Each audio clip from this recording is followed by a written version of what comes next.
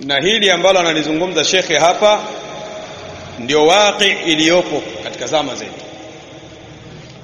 Utamkuta muwahhid mwenye tauhid, mwenye manhaj, mwenye sunna, anapita njia hii na anawakabili makafiri, anawakabili wanafiki, lakini anasema ana ad'u ila Allah, mimi nawaita watu kwa Allah. Jahili, lakini anawakabili makafiri, wanafiki, masufi, ahlul ahwa, na anawaambia watu kwamba mimi nawaita watu kwa Allah, walaysa indahu ilm, lakini ana ilm.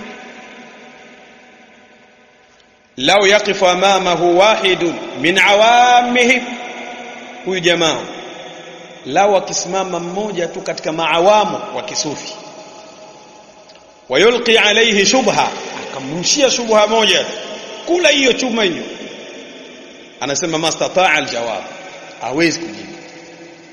Lakini dai anasema sidna mkhofia huyu, kila siku anafanya da'wa, lakini akitupiwa shubha moja tu na maawamu wa kisufi na watu wa batili, hawezi kujibu.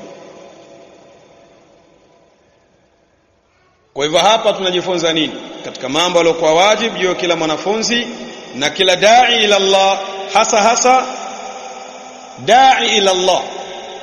Wote hawa wasome ilmu, wachukue maarifa, wajue dini ya Allah tabarak wa taala, wajifundishe hoja za Allah, burhani mbalimbali, ubainifu mbalimbali, na waangalie yale ambayo waliokuwa nayo wale walio dhidi yao, yani uzijue shubha zao wale.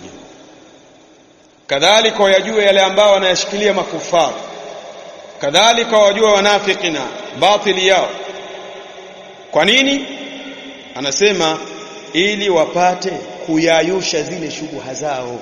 Ikiwa uzijui shubha zao na wewe unataka kuwalingania watoke kwenye shubahati waje kwenye hiyo haki kama unavyosema, na ila hali haki yenyewe hujui na shubha yao hujui, ukirushiwa moja tu unaona kama umegonga na treni hivi.